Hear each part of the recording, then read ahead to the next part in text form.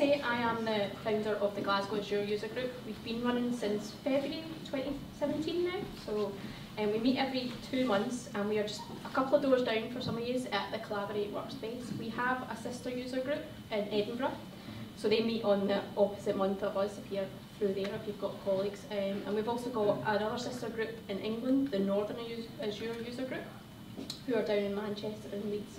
So if you've got anybody down there, point them in that direction. But yeah, we meet every 2 months, and we have a couple of speakers. We have beers, pizzas, and it's very informal, and we try and share some knowledge and let you guys meet some new people as well. Who's next? Zico? Good evening and welcome. My name is Robert French. I am the founder of the SQL Server user group in Glasgow. I got bored waiting for someone to start one in Glasgow, so I thought I better start one. That's because there's one in Edinburgh, wasn't one here. What do we talk about? Data. We don't care where it is, what it does, how we get it out and what we do with it. We talk about SQL Server, how to get data out, how to manage SQL Server. We talk about Azure. We talk about PowerShell. We talk about Power BI. As long as it's data, that's what we're interested in. There's 3 of us. I work in BI, so does Craig, and Craig very kindly has managed to secure this wonderful venue for us. So we meet here on a monthly basis. Have a look at our website, some details here of what's coming up next. Second last Thursday, isn't it? Second last Thursday, yes, sorry, I was just thinking what I need to say. That was the other thing. Thank you, Craig. Craig keeps me right. We also have Louise, who's not here today, who's a DBA. So we have a wide variety of different types of people who all want to work with data. We just want to talk. We just want to talk about data, have some pizza, drink some beer, have some fun. That's all we do. Now, I think Craig is up next because there's something exciting. Hang on. There we go. There we go. Yeah, so if you didn't make it along to SQL GLA this year, it was in September. And it's pretty much encompassing everything that Robert's described there around data, and it's a full day conference, completely free lunch and everything as well. And it's made up of kind of sessions like you'll see tonight, or that you'll see at these various groups, but we had 24 speakers from across the world and even local ones as well, speaking and doing hour-long sessions. So we'll be doing this again in 2019 in September, so keep that in mind. There's no dates confirmed yet, but we'll be announcing some exciting news before the end of the year at least. That's all I'm going to say. And over to Paul.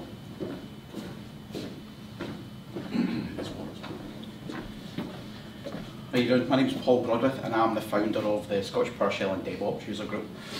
Now, what I decided to do, these guys all just put up one single slide, so what I decided to do is kind of put up some stuff about what we talk about. You can see there. We do all sorts of different talks, and we get remote speakers, we get local speakers. As long as it involves PowerShell somehow, that's what we want to talk about.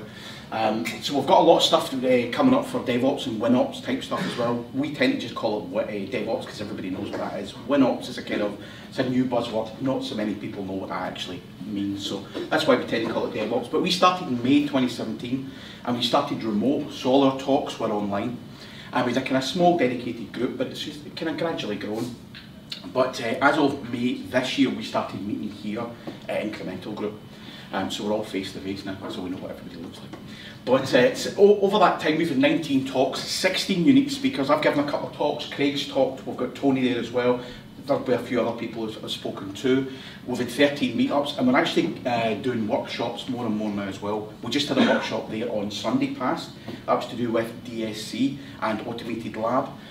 And the previous one to that was to do with Microsoft Flow. I don't know if anybody's aware of what that's like. It's spelled like IFTT, but Microsoft's a version of that, and how PowerShell interacts with that. So I want to do more and more of these workshops as well. So if you get involved with a group, they'll come up. But yeah, the speakers we've had are from all over the world. As I said, we do remote and local talks as well. They're just some Germany, Belgium, Sweden, Massachusetts, Nebraska, and New Zealand. We had somebody from as well. So all over the world. And there's our details there. So we've got a web page, we've got the usual Twitter, and we've also got a meetup page as well if anybody wants to join our meetup page. So that's all about the Scottish PowerShell and DevOps user group. You want to do the... Oh no, that's That's sorry. what I'm saying. Yeah, go. We're actually, I don't know if anybody's aware, but there is a Hacktoberfest event this month. It's called Hacktoberfest because it's October, the October part there, and it's all about Git, basically, and getting how you would work with Git. So anybody who's interested in version control, come along on Saturday. Myself and Craig are doing this. We've got it listed on the Hacktoberfest website, so it's kind of an official event. So it'll be 1:30 here on Saturday. If you want to get involved with Git, we're going to have a Git talk. I'm going to give my Git fundamentals talk. I'm going to take people through their first pull request. And if you're not aware of Hacktoberfest, if you do five pull requests during October, you get a t-shirt. If you don't manage to do 5, you'll still get some stickers. So, as I've said many times, t-shirt stickers are a bit like catnip to techies, so everybody wants some. So come along and get them. Yeah, you don't necessarily need to be a beginner as well. Like if you're someone who uses it on a daily basis, come along and can help other people as well. I broke TV. There we go. Yes, got there eventually. it was cut that bit out. That was fine. Who's up next? And over to Ed. Hi there. There you go. Thanks. Hi everyone, my name's Ed. I'm just representing the Glasgow. Just press Code, down. damn it. Technical head. Right out the gates. There we go. Hi everyone, I just represent the Glasgow Coder Collective. We're relatively new on the scene, but we're basically a community of computer enthusiasts in general. We mainly do collaborative learning and following some study courses and things like that, assisting each other along the way, and sometimes doing collaborative group projects as well. We initially started through Free Code Camp, that's for learning making websites, but then went rogue and splintered off into any platform agnostic kind of subject. But that's what we do, not just web design. We also occasionally organise group talks and workshops and things as well, including a Hacktoberfest one as well, so you can get another chance of getting those sweet, sweet t-shirts. So if anyone is more experienced kind of programmer, we'd love to hear from you if you'd like to get involved. Thanks. Where do we meet at? We meet in the University of Caledonia Library. It's called the Saltire Centre. That's on Thursdays from 6 o'clock to 9 o'clock, roughly. It's drop in, so it's fine. Thanks. Cheers. So that's everything we have for introductions. So we'll start off with our first talk. So I think Max from Product Forge wants to say a couple of things. I was going to do the break. All right, sorry. Okay. Colin's up first. So I'll just unpick all of this.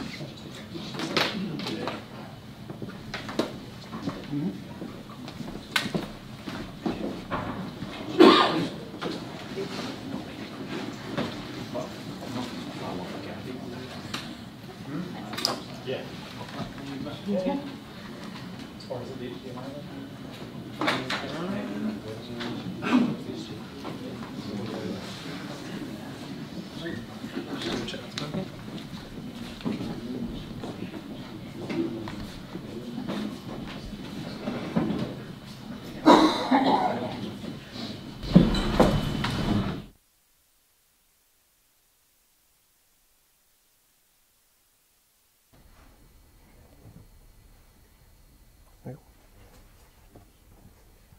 Okay, hi everyone. My name is Colin Westwater. I'm an infrastructure engineer for a large health insurance provider.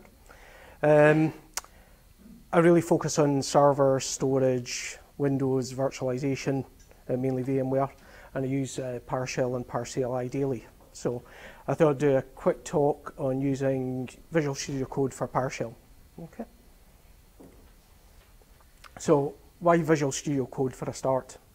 The traditional PowerShell ISE is no longer being developed. Now that Microsoft have released PowerShell Core, ISE is feature stagnant. It's basically not going to get developed anymore. So their Visual Studio Code is actively being developed now that Core has been released. There's monthly updates, so Microsoft are really keen on pushing it. Code's multi-platform. I'm a Windows guy, but there's a lot of Apple users and Linux as well, so you can install the same application in any of the operating systems, which is quite nice, depending if you've got different machines at home and work.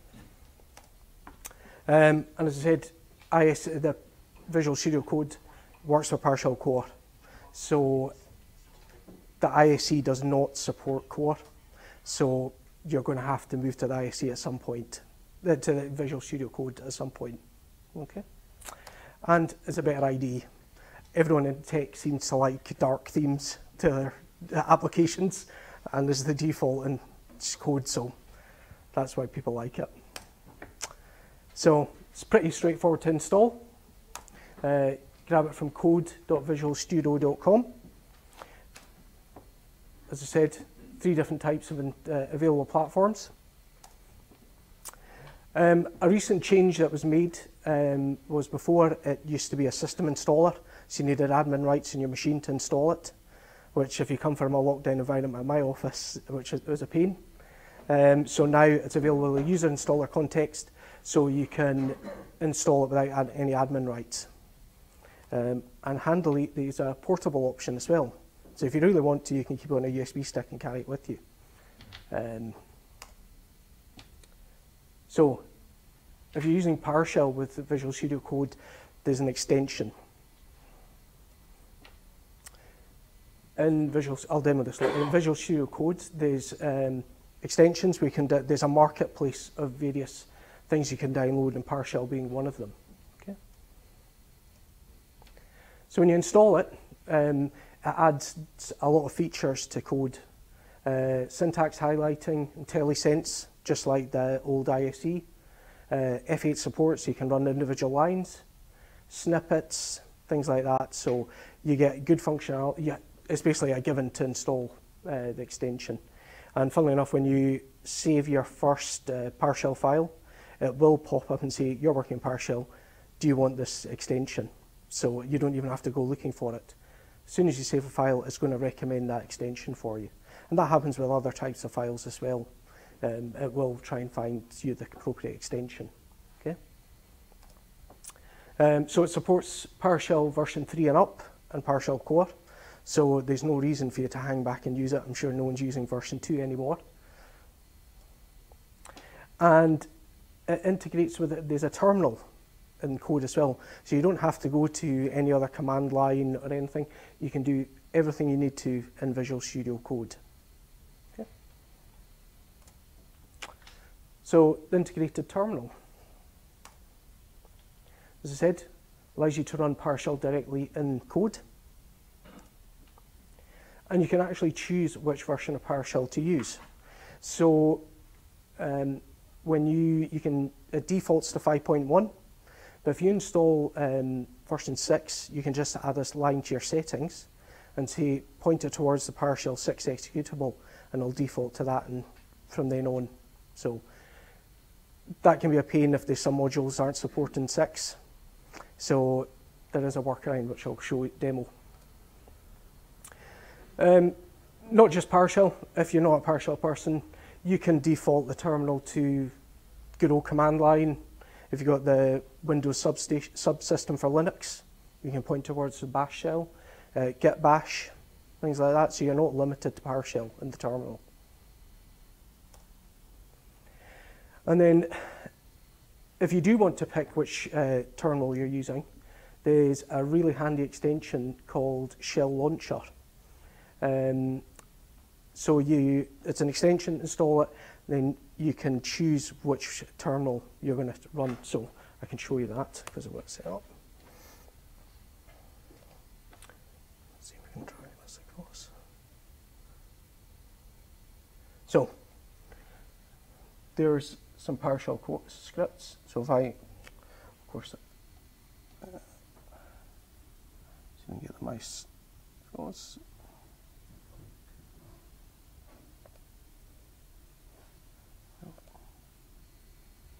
So yeah, so there's my extensions. So you have to add some settings to your settings.json file. I didn't think this through.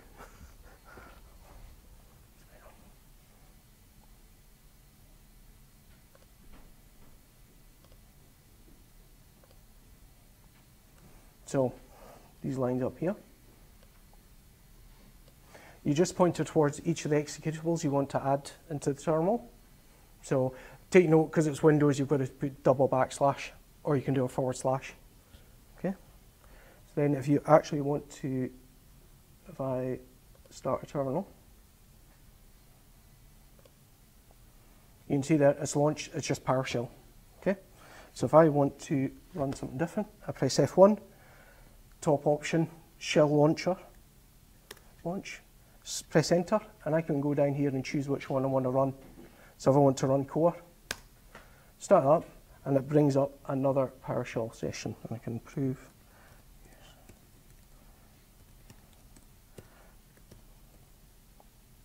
Table. And it's version 6.1. And then you can easily flick between them like that. So it's handy if you're working on module, you find a module doesn't work, you can just flick in between the different PowerShell versions.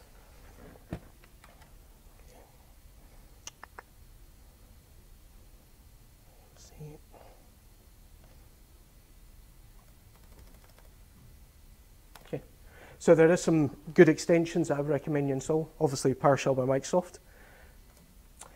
Settings sync. So if you've got multiple installs of Visual Studio Code, it can be tricky to keep all your settings and extension in sync between all the different installs. If you install this, there's a bit of setup. You set up a gist in GitHub, and then every time you make a change to your settings or load an extension, uploads that to GitHub. Next time you fire up one of your other Visual Studio Code sessions, it will download those settings so you're replicated across. A lot easier than having to remember, oh, I did that at work, whatever. You can do it all in using that extension.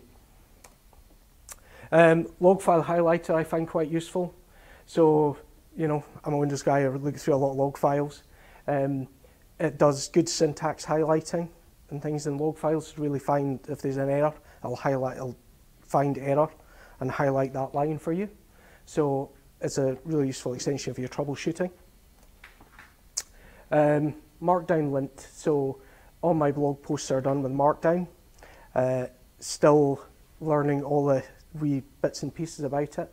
So Markdown lint will check your Markdown code against some predefined best practices, and it will highlight those and give you the recommendation how to correct that. So it's quite handy to make sure that everything looks good when you've published. VS Code icons. I actually found this from Paul. In your Explorer in Visual Studio Code, it just adds nice icons to your folder. So you can see it's a folder, or if it's an HTML file, it's got the right icons on it. So it's very visual to see what type of file you've got, type of files you've got in that directory. And then, obviously, Shell Launcher, which I just talked about. So that's it. I'll put a blog post up when I get home tonight, and the slides will be available at my website. So there you go. Thanks.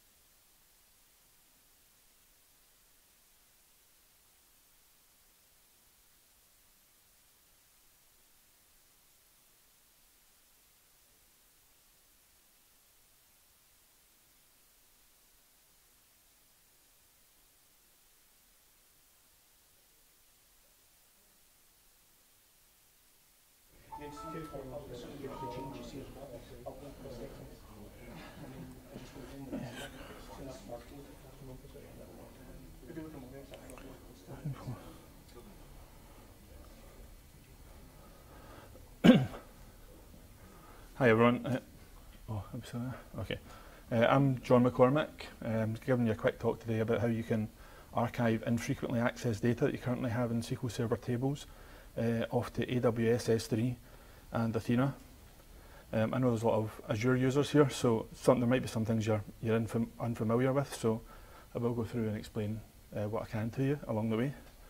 I've been a DBA for 6 years, initially just worked on SQL Server, but as things have progressed over the last few years, there's been a lot more cloud work. Some with Azure, but mostly with AWS for me.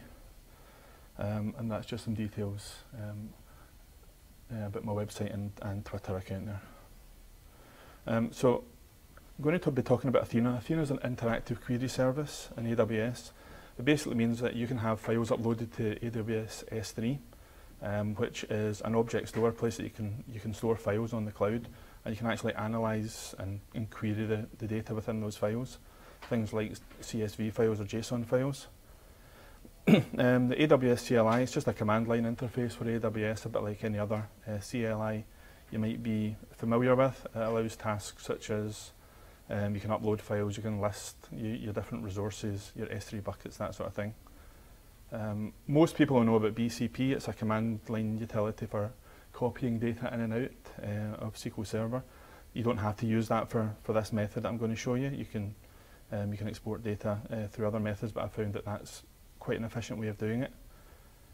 A bucket is the name of, it's a globally unique resource name in S3, so it's a bit like a folder. You can have as many as you like. They do impose some limits, but you can get that extended if you need it. And S3, I maybe should have explained that first, but I put it in alphabetical. Actually, I have explained it, so it's the object storage based in AWS, a bit like Dropbox, and I do believe Dropbox was originally based on S3.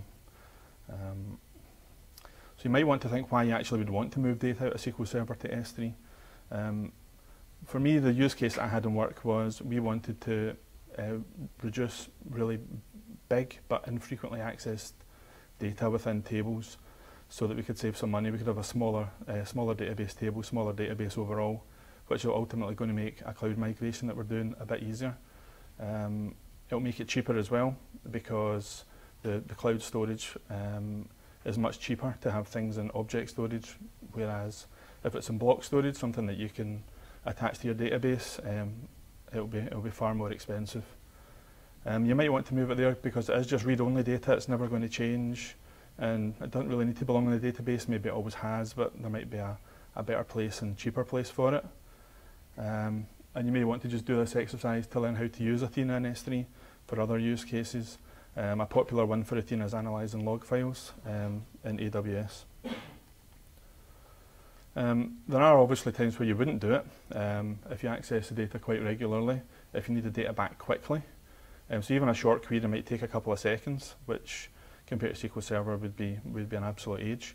Or if it's data that's joined to other tables that you're not migrating, that you can do joins in Athena, but you need to have all the data and tables created up in Athena to do that. So I'll show you a demo. I'm trying to rattle through this, but I wanted to give you, because I know that we don't have a lot of time, but I wanted to give you a bit of background on what S3 and Athena are first. So we'll run a little query that will generate some commands that we can run. We'll export the data out of SQL Server into a file system. I'm not going to do the next bit, but you can, to save further money in S3, you can compress the data. I'm going to then push that data up to S3. We'll create the table and show you how to quickly do that in Athena. And a kind of important step for me was making sure that the data that was up there is the same as the data that's in the SQL Server. So just a very quick, easy, kind of dirty way to compare like your row counts and some other things to make sure that you're happy with the kind of integrity of the data. So if I pop out here quickly and I will get into Management Studio. So I'm using the good old, I've got a slightly older operating system on this, so I'm using an older version of SQL Server here, but it's all the same. So we've got AdventureWorks, which most people will be fairly familiar with. And what I want to do here is just get all the distinct dates within a particular table. Disconnected. The reason I want the distinct dates is because that's how I'm going to partition it in the cloud. So each of these dates, I'm going to extract the data for that particular day, and that's going to be loaded to its own file and location in S3. I've also just used a bit of dynamic SQL to put together the command to create the file structure and the BCP command. So Yes. That doesn't take too long. That bit takes about 20 seconds. The next bit may take a minute or two, but I can talk to you about other things when that's running through it.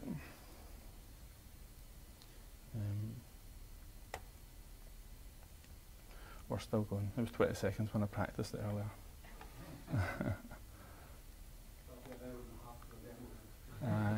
This will be Craig's internet here. Oh no, we're not even on the internet yet. Yeah, I just put that in my profile. It was, I think I was trying to look busy one day. No, I did it at home. This is taking far longer than I thought, but it won't. It will be nearly done. So I did explain that we're going to partition it by order date. That makes the queries quicker and cheaper when you use Athena. Right, let's just pop that last one in there.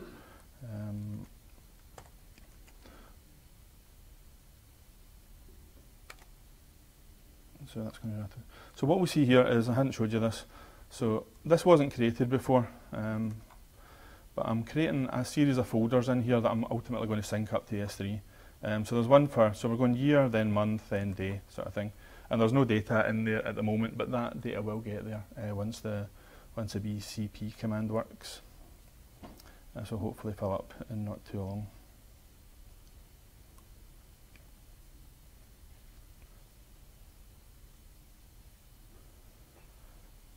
I'll just show you quickly what's in the BCP in case you're unfamiliar with it. You're just doing a select statement, and then after that you're deciding how you want to delimit the files. So I'm doing tab here. I found tab works quite well because depending on the types of data, sometimes you have commas in it and things like that, and I just found that worked pretty well.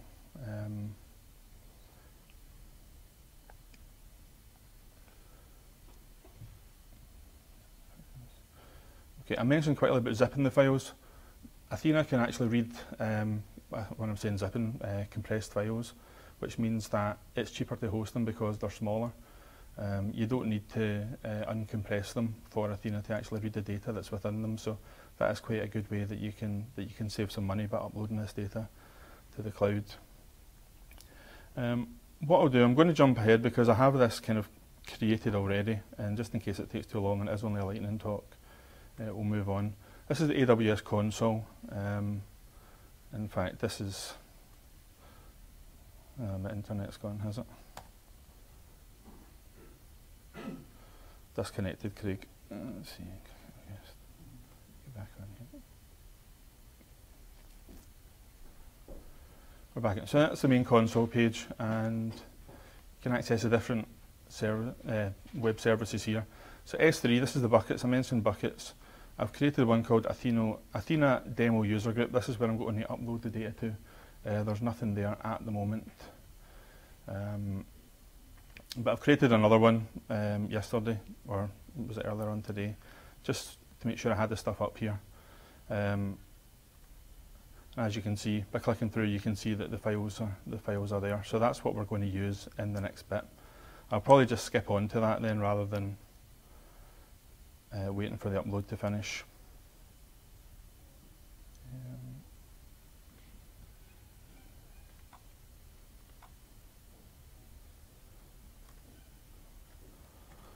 So, quick bit about this. It's quite familiar to tables you'll have created before. There's a few differences to it. First of all, you're calling it an external table. That's because in Athena the data is not actually in the table. You're just referencing where it is. The data is partitioned, as I said, by year, day and month. That means that it will only query the data that you ask it to if you put the partition in your select query. And the last thing is the location. So that is the S3 bucket where the data is going to go. So should be able to run this in here and create this. Okay, so that's created the table. And you can get a bit more information about it by just sort of clicking down there, and it's just really what I put in there. I'll move on and I'll show you the commands for querying Athena and just comparing that to SQL Server. So I'm going to use the one that I created yesterday, so I'll just make a quick change when I'm in here. because I called the database underscore BKP.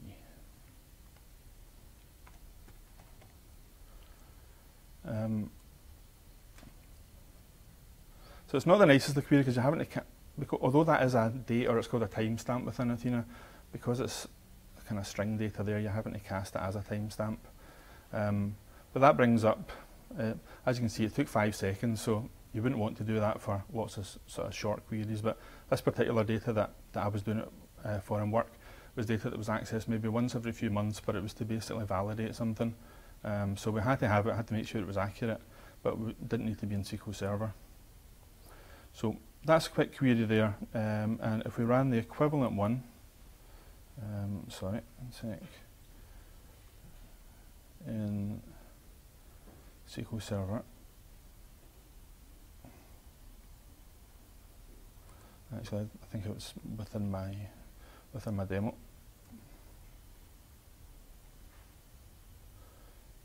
I don't have it, right, so we don't need that. The next bit is actually showing you the counts, just to make sure the data that's uploaded is actually accurate. So that's probably more relevant. What I've done here, just as a kind of quick and dirty way of doing it, is for this particular day, there are 64 rows, and that's what's in the tab separated file. I've also got this column sum, and what I'm doing there is I've picked one column from the database and I've added up the values of all the data within it, which is not guaranteed to give you a unique value, but there's a good chance it'll be quite unique. And in the system I'm using, I basically, at the end of the upload, I verify that automatically, and if there's any discrepancies in it, alerts out. So you can run a very similar query in Athena by running this.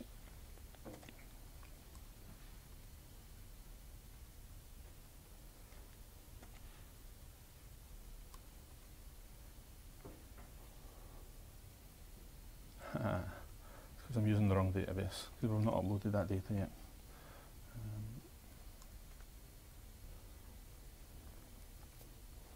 Okay, so we've got the same row counts, we've got the same sum there, which is enough for me to be happy that I've uploaded the data accurately. The cost of, well, I'm just showing this very quickly before I finish up. That is scanned 15.5 kilobytes, which is the size of that TSV file. The charge is $5 per terabyte, so it's really quite cheap for ad hoc querying. If, however, you didn't use the partition columns and you used the order date, which was the original, where is it?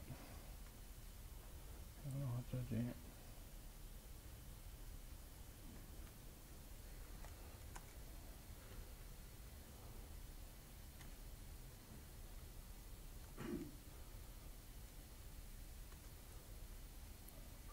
Just check I'm doing this right. It's not always longer, sometimes it can be a bit quicker. That was roughly the same time, but it scanned 7 megabytes, so they're only talking megabytes, and that's not going to be a fortune. We do have really big files, it's much more efficient and much cheaper to use the partitions. So I think that's all I had to cover. Yeah, that was happening just now in the background, but I'll just let that go. Thanks very much.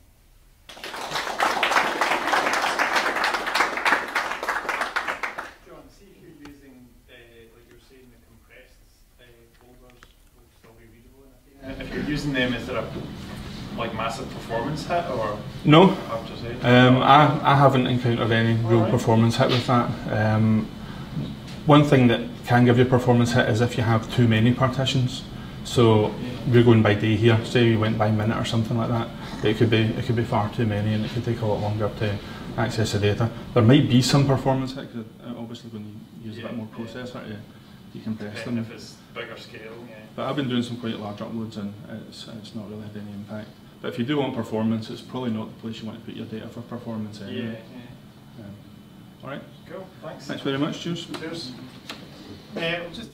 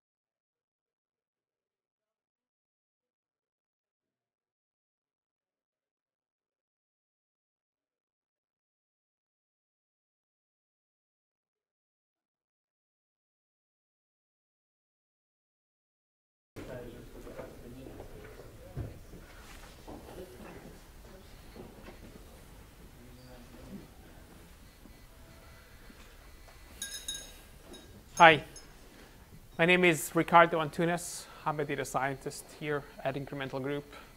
I'm going to do some rambling about network analysis. I kind of became interested in network analysis years ago when I was doing a PhD in a previous life. I was a marine biologist, and I was kind of interested in I was studying whales. I was interested in how whales spend time together, if there's any structure in how they associate. And network analysis came out as one of the best tools to kind of look at this problem.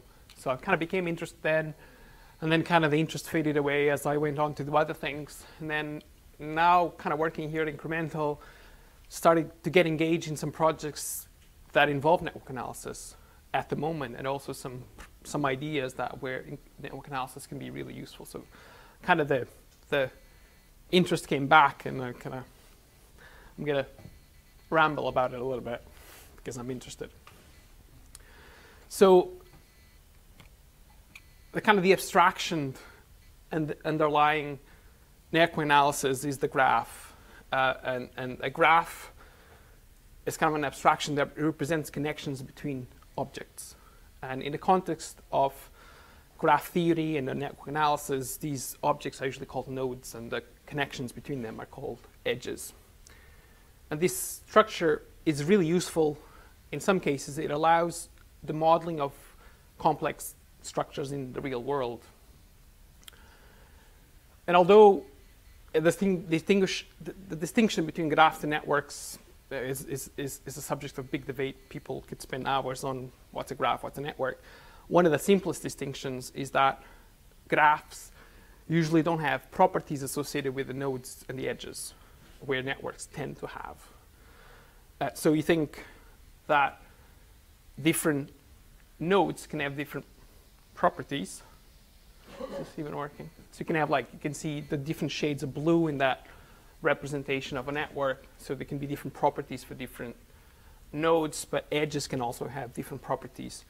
Edges can be directed. So if they model a relationship that's directed, like an action between one node and the next, that has some direction, some sort of action that can be used to model that. They can have weights. They can represent some sort of distance or the intensity of the relationship between the nodes.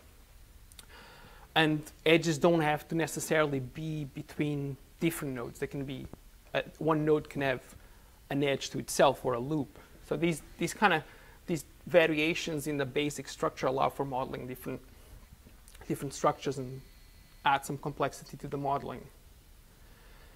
And so they're really good for modeling real-world networks. And one of the most obvious and most blatant examples of that is a road network, where intersections between roads can be modeled as nodes, and the roads themselves connecting those intersections can be modeled as edges. And you can use weights for these edges. It can be the distance between the nodes. It can also be how long it takes you to get from one node to the next. It can be how much it costs to go from one node to the next. So that allows for modeling road networks. Another application that's very, very common these days is modeling the connections between people. And social network analysis is one of the biggest examples, where the connections between peoples as nodes, and the connection between people can be, say, Twitter feeds, or some sort of connection in the Facebook realm, or it can be some similarity in terms of some behavior, like shopping behavior, for example. This can also be used for modeling these sort of applications. You have other things like, sorry, the graph is not very good here, but the nodes in this case are phrases in news feeds. And the goal when someone built this graph was to try and get some understanding of the relation between news feeds in North America and some sort of political structure at the time. So you have the nodes are, like I said, the phrases in news feeds, and then you have the relationship between those nodes with some political players like Mitt Romney or Barack Obama, and also some political parties like the Republicans and Democrats. And you have the edges of weights and properties like, is this a negative phrase or a positive phrase?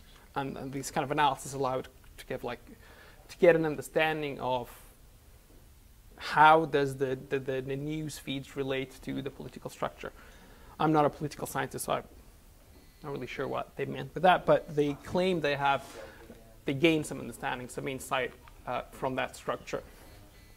So once you've had this model of a network model of something, some process in the real world, you can calculate some statistics about this structure that will provide you some insight about the structure of the network.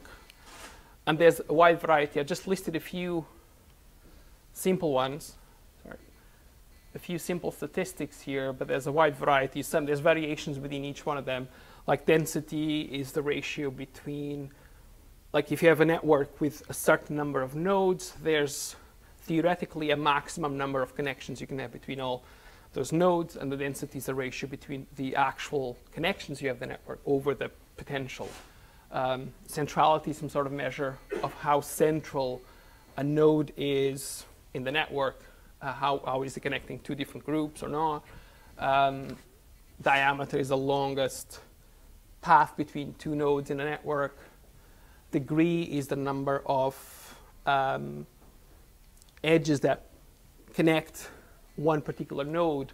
And these are just general statistics. If you dig into each one of them, there's a wide variety of variations into that. And you can calculate the statistics for individual nodes. That's what kind of shown in that graph there.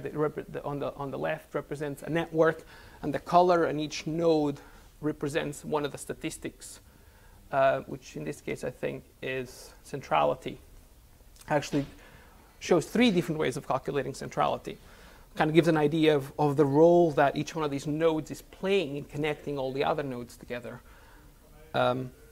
This other graph shows the distribution of degree and allows you to compare networks. It's different networks of social structure in different animal species, but just allows to compare how different species of animals are associating with each other in different ways. So you have these models, you can calculate statistics, and the statistics can give you some information about the network. You can compare between networks, you can compare the same network over time, see if it's changing. You can compare or evaluate the role of a particular node over time if your network is changing. So you can do all these things, calculating statistics over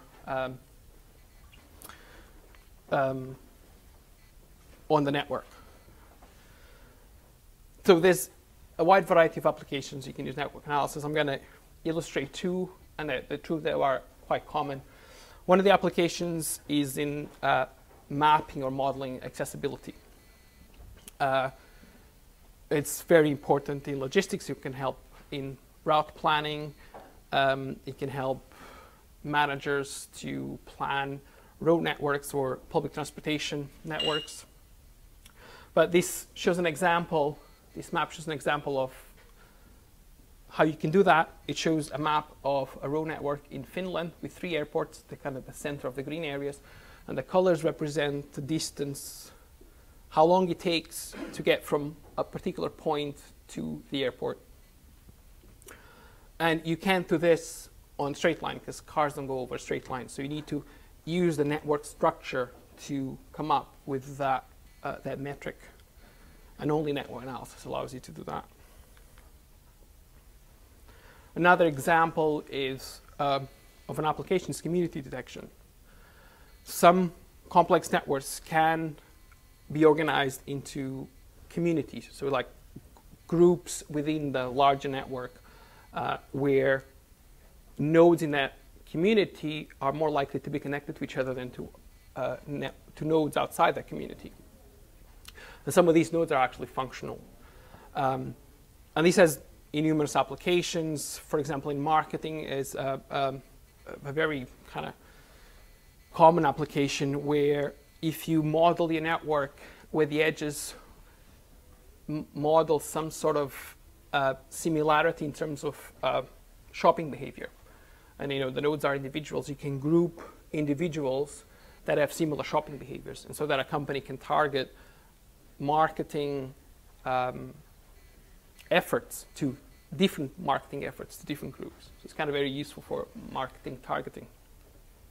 It's been used in modeling the spread of diseases, where you can see, through communities, how you can model how likely it is if you have a community that all of a sudden there's a disease spreading in that community, how likely it is to spread to other communities. You can use to model influence, political influence, using news feeds or Twitter posts, for example. This community detection is an active field of research. Many techniques available. So in order to do all this modeling, these statistics, these complicated things, you need to store your data somehow, especially these days where you can have large amounts of data. And this interest in modeling data, modeling this data using this structure, it's kind of exploded in the past 10 or 20 years, in part because of things like social networks exploding, and the internet itself, which is a huge network. So this led to the development of database engines that model the data retain this graph structure in the way they store and the way they read the data, the way they kind of handle the data. And this interest kind of led, this big explosion, and they led some of the bigger players in database engines and cloud services to kind of come up with their own products and back up some of these projects. Microsoft coming up with their Cosmos DB with a Gremlin API interface that allows you to query and structure your data in a graph way. Amazon came up with Neptune last year. Google backing up Janus Graph. So all these big players are kind of interested in putting up products that allow this graph structure to be used. And with this structure comes different ways of querying the data. So traditional SQL is no longer the best tool to query data out of these databases. Each one of those usually come with its own query language. Like as an example, a Cypher that comes with Neo4j, which is one of the bigger players in graph databases. Visualization is a very important aspect of network analysis. Our brains are not very good at perceiving the statistics that a program might output. They're much better at perceiving the structure of a network if you actually show you a graph representation. So it's a very important aspect. Although this is something that requires careful consideration if you have the right message to come across. If you think a given network, a given set of nodes and edges can be arranged in space or in a 2D plane in many different ways, and some of them might be very confusing. So you need to spend some time considering how to visualize these networks. And actually, a lot of the software that does network visualization spends a lot of time implementing ways of arranging these graphs in a nice, neat way that you can kind of get the message. And there's a wide variety of tools to do this. Just today I was reading at a survey online that listed several of the tools available. There's like listed at least 30 that do network visualization. Some of the more complex analysis might require custom and specific programming.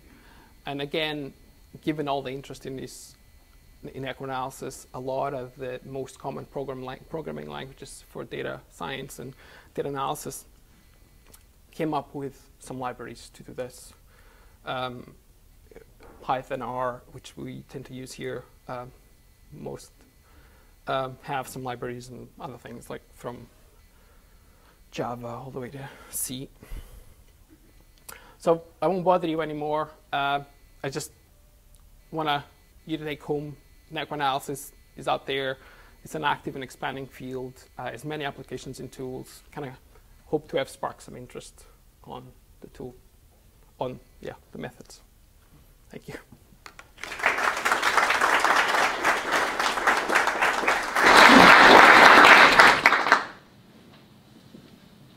Thanks Thanks a lot, Ricardo. So we'll break for pizza.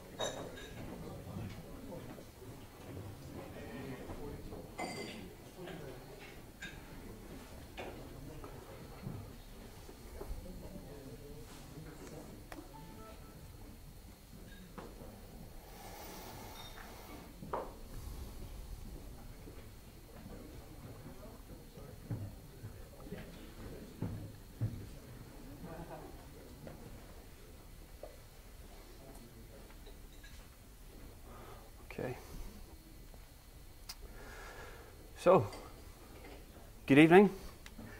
My name's Tony Rowd, and I'm just going to do a quick talk on PowerShell and HTML and how you can combine the power of these to automate reports in your environment. A little bit about me. As I said, I'm Tony Rowd, infrastructure engineer with Leidos. Been working in IT for about 10 years now, and just interested in anything to do with scripting, automation, and the cloud in general. So why would you want to produce HTML PowerShell reports? Well, speaking from personal experience, I work with a lot of different customers, some of them big, some of them small. You might not always have access to the latest and greatest tools, you know, Power BI, SSRS, whatever. Sometimes it's nice to be able to fall back on the native technologies, and PowerShell nowadays has so much support and it's going cross-platform, so it's almost always there. HTML, as I'm sure everybody knows, is it's lightweight, renders on all kinds of different devices. You can push it out to a file share, put it on a website, embed it in an email body, so it's, you know, it's very versatile. And I found that it works well with Microsoft products, things like System Center Operations Manager, Orchestrator, and things like Azure Functions. I'd imagine you could probably combine it with Lambda functions and Athena as well. Keen to give that a go. So I'll start by talking about what not to do when you're using PowerShell. If you use PowerShell at all, you might be tempted to run a command, pull in some info, and then push it out to a file using outFile, and then use the append command to stick any additional information on there afterwards. But with certainly the native convert to HTML commandlets, what they do is they put, so HTML, obviously everything goes in between tags. The convert to HTML commandlet will add tags to the top and the bottom to basically just get the document to render properly. So if you're running that command multiple times, it's gonna cause you problems rendering it. As general guides on what you should be doing, so I'm going to show you how to use the PowerShell for gathering the data, doing the logic, doing a little bit of conditional formatting. Use PowerShell to filter down what you're after, and then just basically convert what you need into HTML. Capture the HTML into a single variable, and then pump that all out in one go to HTML. And you can add a bit of style using CSS, either with an internal style sheet or an external style sheet, whatever you prefer. Okay, so that said,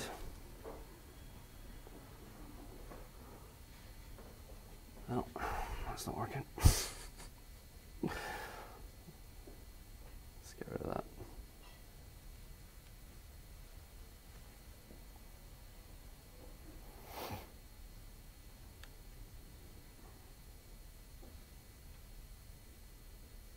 PowerPoint not wanting to give up its moment of glory. Okay, so this is kind of the first option. I'm just going to take you through some of this code. It's pretty simple. As I said, basically putting everything into one variable here called HTML, and I'm just initializing this as a string. And what I'm going to do is just slowly build it up, string at a time, and capturing all these and appending them to the HTML. Basically building one big long string of HTML, which I'm going to pump out at the bottom. I've also got a style sheet here which I'm capturing in this variable called style, and this is just really some simple CSS. I'm no web developer, so I apologize in advance. It's nothing too fancy. Basically, it's just basic formatting and some bits and bobs for formatting the table, so I can highlight some rows and that kind of thing. As I said, you can have an external style sheet if you prefer that. I think it looks tidier. I like having it internal, just makes it a bit more portable. So, as I said, this is kind of the hybrid approach, I would say. It's good in a way because it looks like HTML. You can sort of build it up like HTML as you would an ordinary HTML document. And PowerShell is providing some of the kind of dynamic data, which you're then populating using sub-expressions. So I'm gathering the data here, just basically pulling in some events from my local machine. And as I said, using PowerShell to filter the data, to sort it, and then pull out any properties that I'm interested in, and then capture those into a variable called events. And then again, going back to just building the HTML manually. So building a table, populating the first row, and then using a bit of PowerShell just to iterate through the events that I've captured, pull out each property that I'm interested in, and then use PowerShell to insert that into the cells of the table. And that's one of the nice things about PowerShell, is it does make it really easy to insert data into strings, and using this sub-expression you can dynamically generate strings. I'm also just doing a tiny wee bit of logic here, so just comparing this display name property. If it matches error, then I'm going to insert this class into the actual table row tag so that will highlight that particular row. And that's about it. Bear in mind, if you're doing it this way, you need to also include your closing tags, otherwise it's not going to render properly. Doing the same thing with some processes, again building the table manually, and then again just doing some basic conditional formatting, looking at the private memory size. And in this case, that's going to insert the class into the actual cell. And that's about it. At the bottom, convert to HTML using the body and then also my style sheet, and pushing that out to a file. So that should produce this.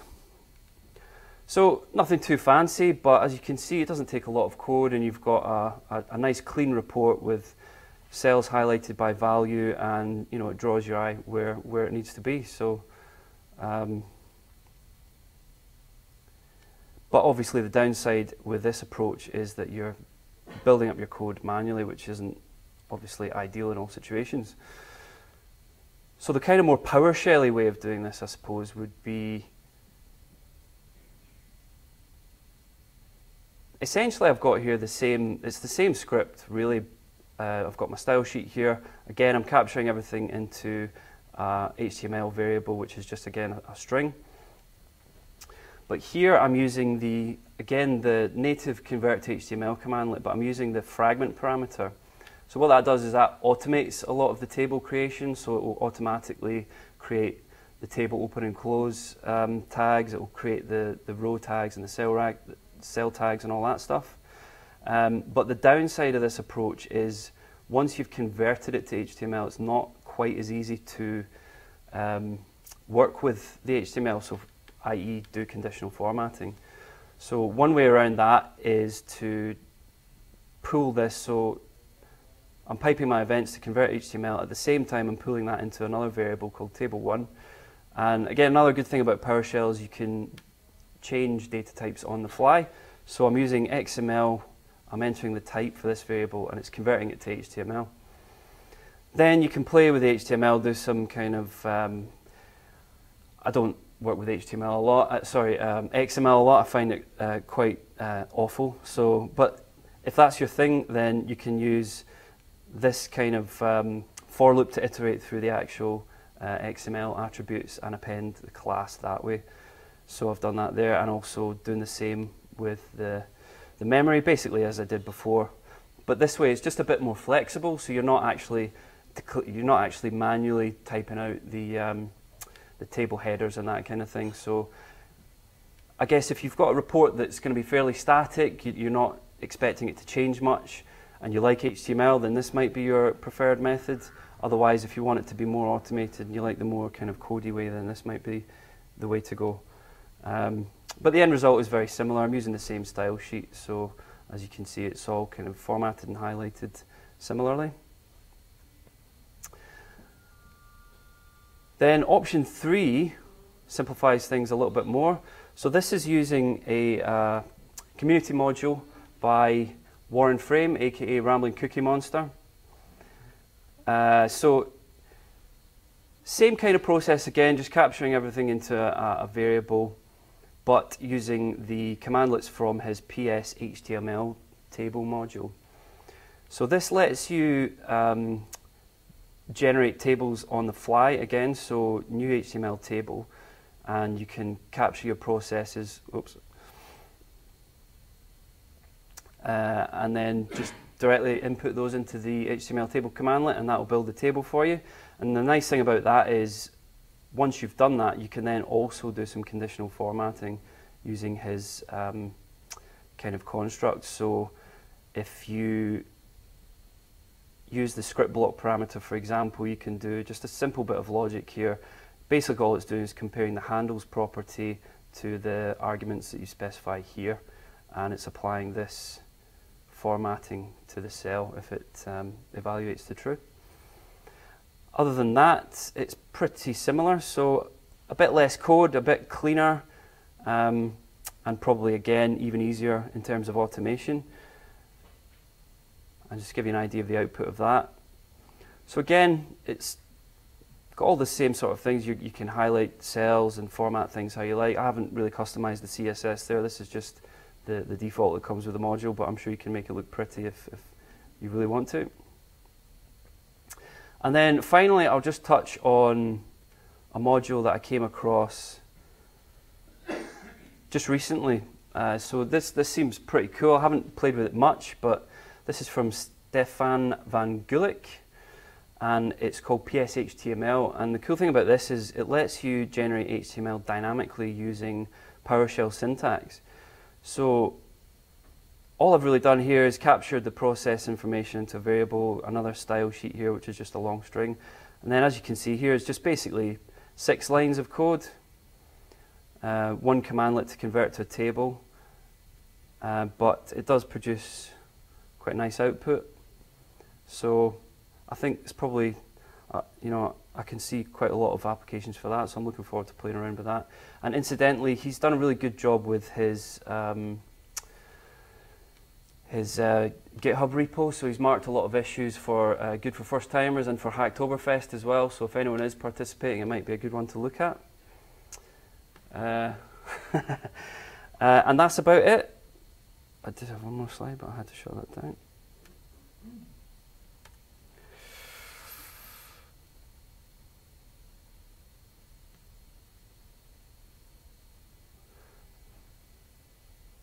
It's just really some resources and some of the people I borrowed / stole from. And that's about it. Thanks very much.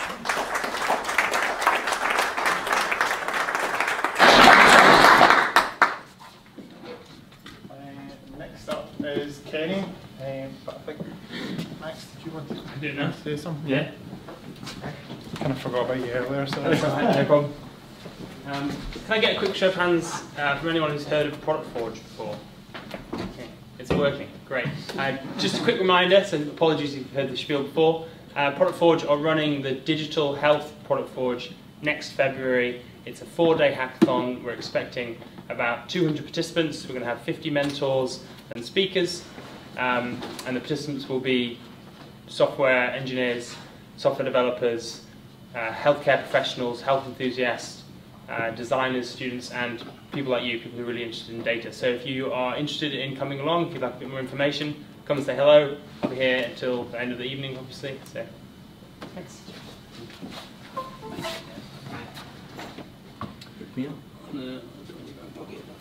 Sure. Sorry, I didn't mean to crash your mouse with that.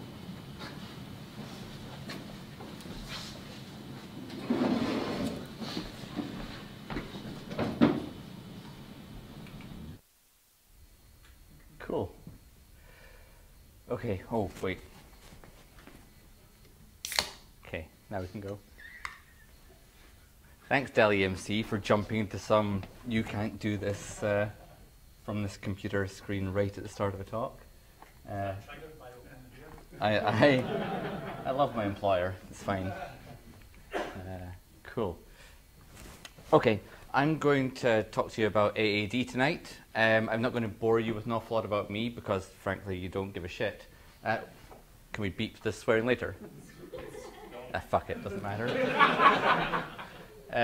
We're going to jump straight. We're not actually going to jump straight into AAD. Actually, we're going to have a brief intermission first. I like to go straight off piece when I do talks. So this has nothing to do with AAD. This is something I came up with on the train on the way through. It's some new messaging that I just wanted to play past you here. And it's this. I do an awful lot of talks. I talk to Americans, I talk to people in EMEA, I talk to people in the UK, and I have this big thing about Is it Azure or is it Azure? And we've heard a bit of both tonight. And we have Azure here, and we have Azure there. And I thought, you know what, I give a lot of talks. I should find out what the answer to this is. So at the last Cloud Expo Europe, I put up a poll on forums and said, how do you pronounce this thing here? And the results were sadly inconclusive. Okay, so it went unanswered for quite some time until I was struck with inspiration. And I was struck with inspiration when watching Star Trek The Next Generation. And you say, what link is there between TNG and Azure here? And the answer is, who here actually likes TNG? Who's watched it? Who knows it? Enough, that's good. Actually, most. Perfect. Thank God for that. So in the very first episode that Dr. Pulaski is introduced, and hands up if you like Dr. Pulaski. No, no hands. Good. The very first episode where she's introduced, she's talking to Lieutenant Commander Data, and she says, Lieutenant Commander Data, come over here. And he says, my name's Data. And she says, Data, Data, what's the difference? And the difference is, that's his name. It's a proper noun. And Azure is a proper noun. And Azure is a colour in the UK. So, I would posit that if you say Azure, you're Pulaski.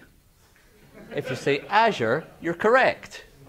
Okay, I'll leave it with you to decide whether you want to say Azure or Azure in the future. It is a proper noun.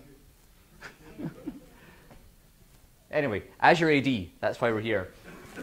So, the world of technology is moving fast, right? But it's never going to be as slow again as it is now.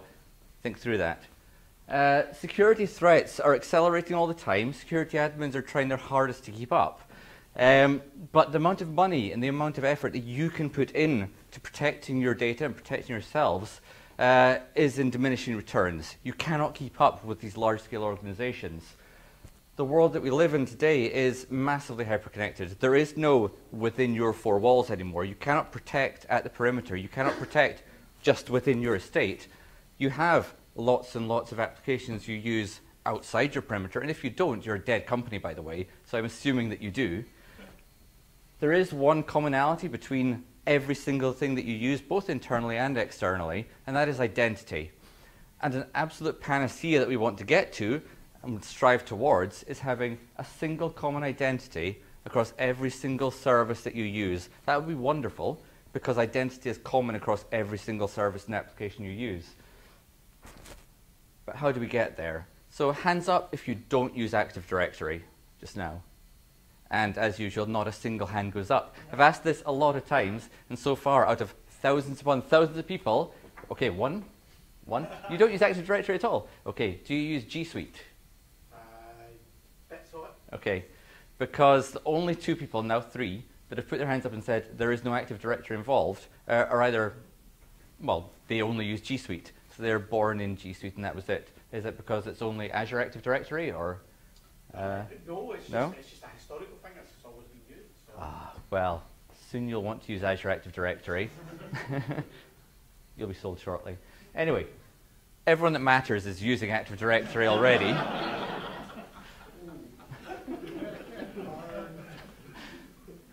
So what does that look like? So when we talk about on-premises Active Directory, I've got 15 minutes, right? It's going to be 30. Sorry. When we talk about on-premises Active Directory, this could be one forest, multiple forests, one domain, multiple domain. It doesn't matter. This is our on-premises Active Directory. The first way that most people extend that out with their perimeter is to extend it to allow people to VPN back into their perimeter, so back into their, within their firewall. And that's how it was for many, many years. But then these new SaaS applications and cloud-born applications came about, and then people started using Office 365. And then people started making the very first mistake that so many people make when they go to Office 365, which is that they think that Azure Active Directory is a part of Office 365. It's not. Azure Active Directory is its own separate service. You don't need an O365 subscription to use Azure Active Directory, nor do you need an Azure subscription to use Azure Active Directory. It is its own thing. It is its own service and should be treated as such. All sorts of Microsoft Cloud services live within the bounds of this single identity structure. So whether you want to use Power BI or Intune or Azure Stack, which is my baby, or Office 365, whatever, this all lives within the bounds of Azure Active Directory. And that can all be secured through things like multi-factor authentication and conditional access and some of these things which I will do demos of in a little bit. But actually it goes a lot further than the Microsoft suite. You can use Azure Active Directory for business-to-business collaboration as well. So in the old world of on-premises Active Directory, if you wanted to share an application or give access to an application to someone who was in a partner organization, or to give to someone temporarily, or maybe you just bought another company and you wanted to integrate their identity with yours, you would use ADFS, or you would add some new users to your own on-premises Active Directory and manage that new user lifecycle, or maybe you'd create a trust between the Active Directories. There were a few different ways to do it, but every single one of them created security holes. This B2B collaboration is built into Azure Active Directory, and it allows you to take a user who is in a different Azure Active Directory and give them access to, for example, a Power BI dashboard in your Active Directory without creating a new user, without creating a new user lifecycle, with the ability to enforce your own security policies on that guest user, and with the ability to have them automatically disabled when they are removed from this Active Directory. So let's say there's another on-prem AD syncing into this one. That person leaves the company, admin right-clicks disables on them, user disabled, user syncs to disable, and they lose access to everything in your AAD as well. That's a lovely place to be. But this goes even further. This doesn't just extend to your Azure Active Directory or even to the Microsoft Cloud ecosystem. I said Azure, didn't I? That's a drink.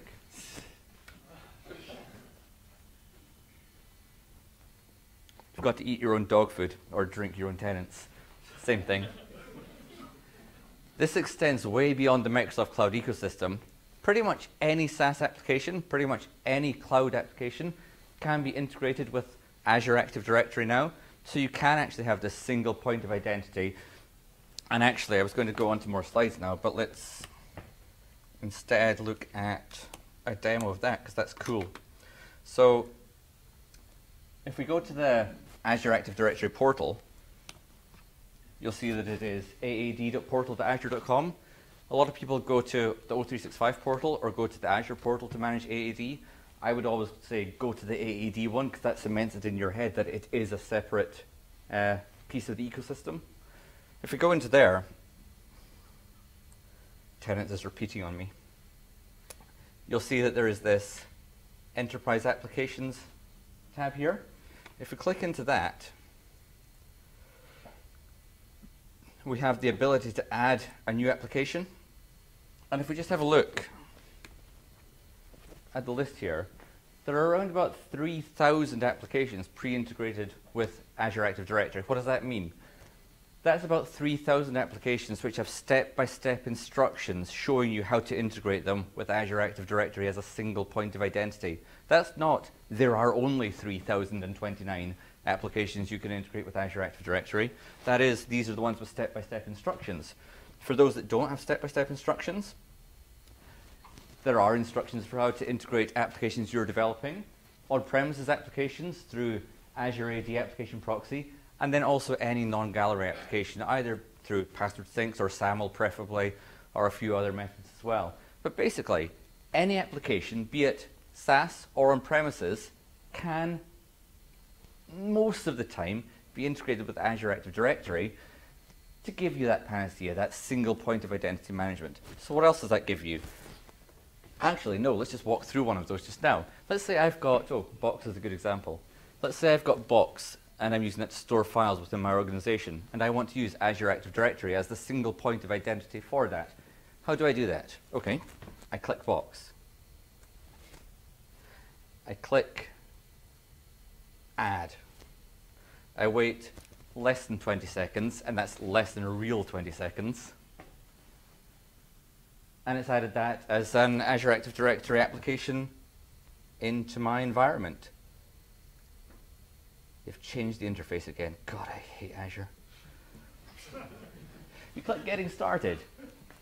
And from there, we can go to the overview, and note that this is not a generic overview, this is specifically for Box. So each of these applications here has a specific step-by-step instruction list for integrating them. So you go through the instructions for Box, generate a deployment plan, you skip that because actually you're gung-ho and you don't give a shit. You already have users in both, so you skip those as well, and you go straight to the configure single sign-on. That will walk you through the exact steps that you need for Box as an application to integrate it with Azure AD. And once you've done that, when your users go to sign into it, they will be prompted for their Azure Active Directory credentials. That's pretty powerful, right? Really cool. Then when you disable that user in your on-premises Active Directory, they get disabled in every single application that you have integrated here as well. That is an enormous time saver for admins.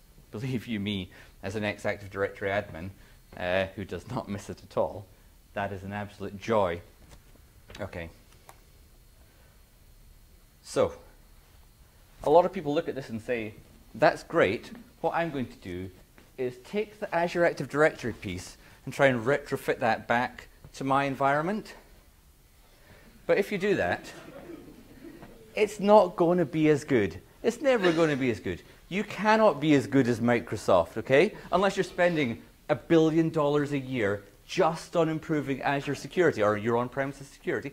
And I guess one or two organizations are. But for, well, is anyone spending $1 billion a year in security? No, good. You will not be as good as Microsoft at this. Does that make sense? What happens in Azure is incredible. There are billions of authentication events happening every day. Microsoft are monitoring all of these. There is a Graph API which you can query all these events against.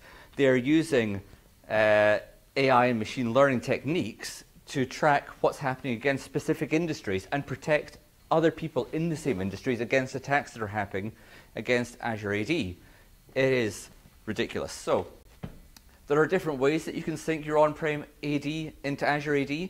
You can use the AD Connect sync and sync your passwords as a hash through. You can use ADFS on premises, and you can do your authentication on-prem and pass an authorization token through to Azure AD. I think that's stupid. I think that anyone that does that just now is a few years out of date.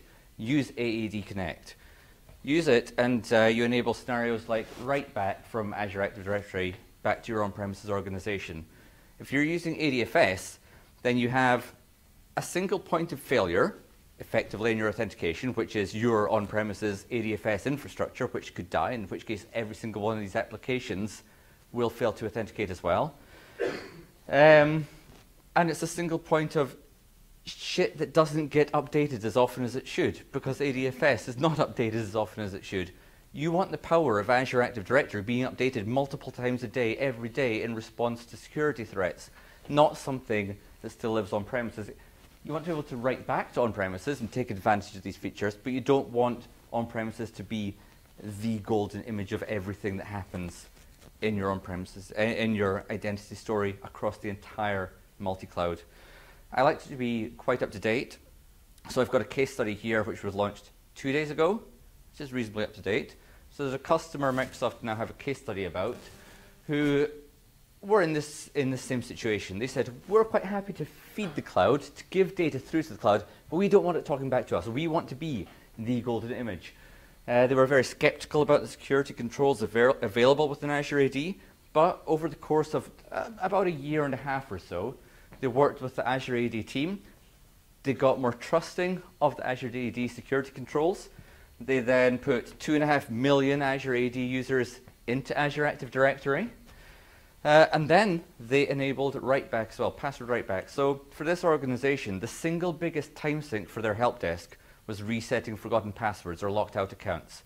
As soon as they enabled password write-back from Azure Active Directory to on-premises, and people were able to reset their passwords themselves, they cut out like 80+% of their help desk tickets for 2.5 million Azure AD users. That's a pretty big time saving. And time saving is what the cloud is all about. It's to take away the dross, I almost swore again, the dross, so that you can focus where you can actually deliver real business value. Okay? Get rid of this shit and focus where it matters. Okay? This was Walmart. And that's a pretty big organization. There is a cloud blog about this, which you have 5 seconds to write down. Okay, go, done. Despite all this, a majority of IT admins just now in surveys that I see all the time still think that on-premises security is better than cloud. It's just not. The only way for you to be more secure on premises is to shut everything down. And, well, maybe yes, then you are more secure, but you're probably also out of business, unless you're maybe a lumberjack or something like that. Another cool new feature that just got added recently to Azure AD is passwordless sign-in. Passwordless sign-in is ridiculously cool. So basically, you enroll your user in the Authenticator app on your phone. Instead of entering a password, you're prompted to enter a number. So you pick the correct number on your phone when you're prompted to sign in. So you've not typed anything here, you're just prompted to tap the correct number. So that's something that you know. Then you enter a PIN or biometrics, or both. So the PIN is then something, well, the device is something you have, and then the biometrics or PIN is potentially something you are. So these are the three types of authentication that exist. Something you know, something you have, something you are. And the passwordless sign-in can actually combine all three of those without you ever having to type in a single password. And why is that important? Because passwords are the single biggest security breach that exists today. People writing down their passwords or typing their passwords and people looking over the shoulders, or people using insecure passwords, things like that. That is one of the biggest points of security breach just now. And yes, MFA and things like that can help secure against that, but let's go a step further. Remove the password as a point of breach at all. Instead of having 1 or 2 or 3 of these possible password use cases, use all 3 of them, what you know, what you have, and what you are with the biometrics, be it face scan, iris scan, fingerprint scan, anything like that. And suddenly it's ridiculously secure. And then if you lose your phone and someone cuts off your finger, well, you can reset your phone very quickly through MDM, and oh well, you've lost a finger. Sorry, I don't think we can do anything about that yet. That's one for the NHS, or not. Okay. I'm going to do a quick demo of, I've done the app integration, so that's good. I got ahead of myself there. We're going to do some conditional access, some risk flagging, and Microsoft have this phrase just now. They want to infuse every application with AI, which I think is a bit wanky, but it makes sense if you understand what they're actually trying to do. So Azure Active Directory is using real-time AI and machine learning to protect you and your user accounts against attacks that are happening minute by minute, second by second, across Azure Active Directory. So we've integrated an enterprise application into Azure Active Directory. What else can we do with that? How can we go a step further? So first of all, let's have a look at my Azure AD identity protection. Within here, it tells me I have a user, some lovely person called Kenilo, has 1 risk event. What does a risk event mean? It could mean many things. In this case, it means, change the interface again, here we go. There was a sign-in from anonymous IPs. So in this case, it was a sign-in from an IP address which was a Tor address. And I did this intentionally. I logged into Tor and I signed in just so it would flag up a risk event. But a risk event could be atypical travel to an unfamiliar location, for example. So it could be Mary signs in 9 to 5, Monday to Friday, from Leeds. Today she signed in from China at midnight. Flag. Maybe it's Mary is teleported. So she signed in at 2 p.m. in London and she signed in China 5 minutes later. She can't teleport, therefore flag is risky. And it's not quite as 1 and 0 as that. It is using a lot of complex ML techniques behind the scenes to figure out who is risky and why based on industry and sign-in patterns and other industries like you and other people like you across the entire Azure AD graph. But based on these risky sign-ins, you can take certain proactive measures. So you could, for example, automatically disable a user account, or you could automatically enforce multi-factor authentication, or you could automatically email an admin, or a number of different things. But these are things that they don't exist on premises in Active Directory. They don't exist in traditional identity systems. These are things which Azure Active Directory can do, not just for the Microsoft Cloud ecosystem, but for every single application that you integrate in here, just out of the box. It's pretty cool. Well, I say out of the box. some of these things require additional licenses, but for £4 a user a month, who's arguing, right? It's not that much. That's your Azure AD Premium. Pay it. Why not? It's awesome. What else did I say I was going to do? So risk flag. So conditional access. We can create conditional access policies here, which can enforce different guidelines depending on different conditions that you've specified. So for example, I've created some known locations here. So I've got a named location called China, which, well, it's China. I've got a named location called Delhi MC VPN, and I've created some policies based on those. So I've said, if I'm on the VPN, don't enforce multi-factor authentication. I've then said, for anyone who's accessing Dropbox, enforce multi-factor authentication, but just don't let anyone from China even try, and they'll just drop those. You can create these conditional access policies, which are finely tuned to your users, locations, and specific applications, be they in the cloud or on premises, anything integrated with Azure AD on a very granular basis. It's really cool, ridiculously cool stuff. And it's evolving all the time, because that's the point of the cloud, right? It's not, I've deployed my AD infrastructure and that will never be upgraded, and I'll run my AD 2003 infrastructure at that functional level until I'm forced to upgrade because, well, the hardware died and oh God, I'm in a world of pain. No, it evolves and changes every day, multiple times a day sometimes. I think largely that's everything I wanted to talk about. I've probably gone over time. Who cares? It was fun, right? Does anyone have any questions? No, good.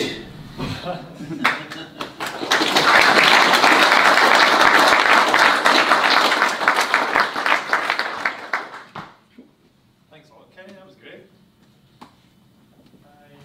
I wrote that on the train on the way here. Had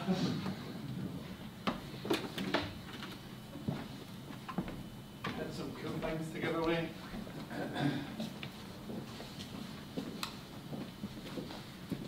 I don't know if you have any questions or that for people, Jenny, for your. Oh God, I have no questions. These are cool though. These are fridge magnets, which have a whole load of different Azure features on them. So here's the one for Logic apps, for example. And you basically take all these different stickers, put them on a whiteboard, and you can create applications by drawing between them. I think they're cool. They took up all my weight and my baggage on the way back from Ignite. I went from 16 kilos to 22.6 just with bags of these, basically, so I want rid of them. So how about, does anyone know how often the Azure group meets? Every 2 months, there you go. Oh, I've got one. Every month, but once in each city, but there you go. At Ignite this year, I won a drone by answering this question. So, name 3 of the hardware vendors who deliver Azure Stack today. Sorry? HP, Dell, Lenovo. Well, I'll accept that, but it's really Dell EMC. But yeah. I didn't realise that EMC themselves, I thought it was storage, but Oh, it's one happy family. Oh, you got one? I say as a happy legacy EMC employee. No. How about anyone know when the SQL GLA event is? What month? I don't know who answered first. One bag each. I think it was yourself, so there you go. Thank you. Anything else? How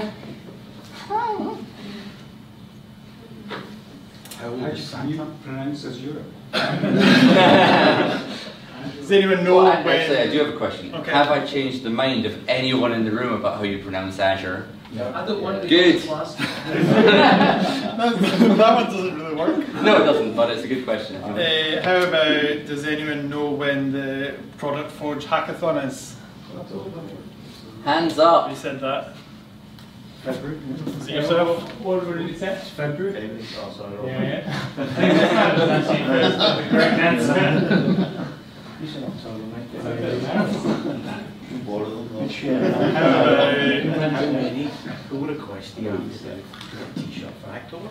How many pull requests do you have to do to get a t-shirt?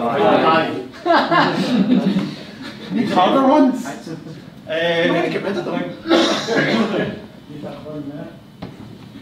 What's the, and hands up, what's the minimum license SKU required to get MFA now in Azure Active Directory?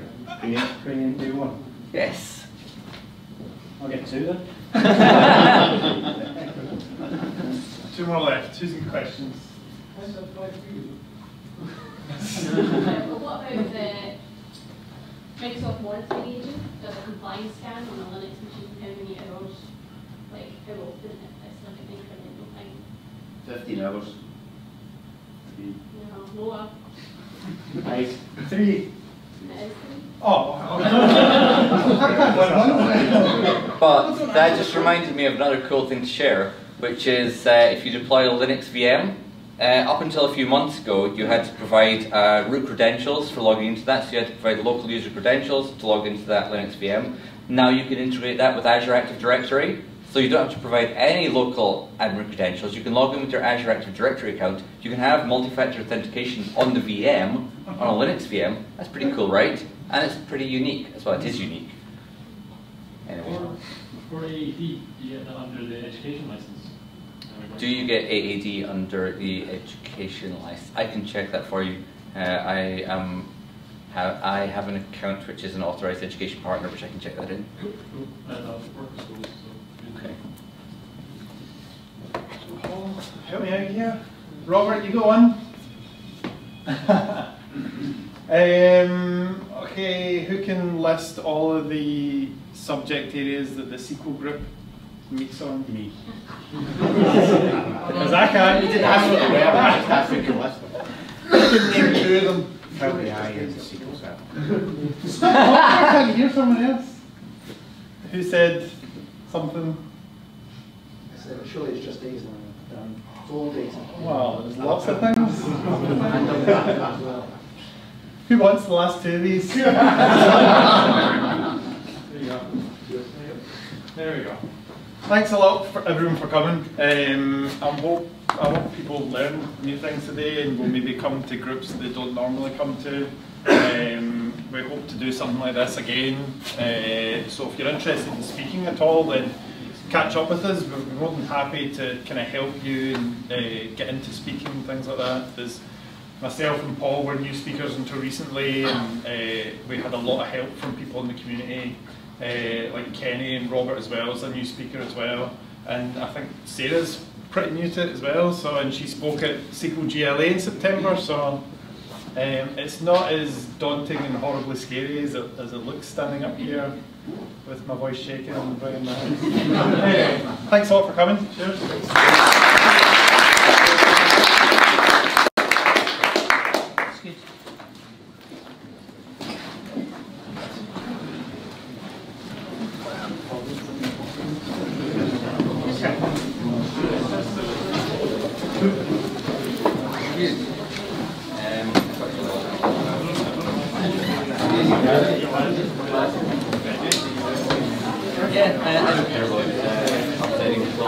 What it is. A year ago, it was probably the right thing to do. It advances so fast, so now. Yeah, it's actually on there already. I just captured it. Cool. Yeah.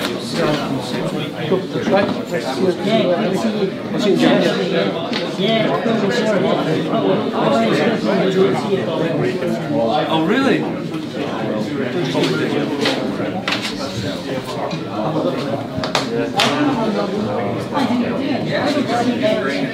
I was afraid to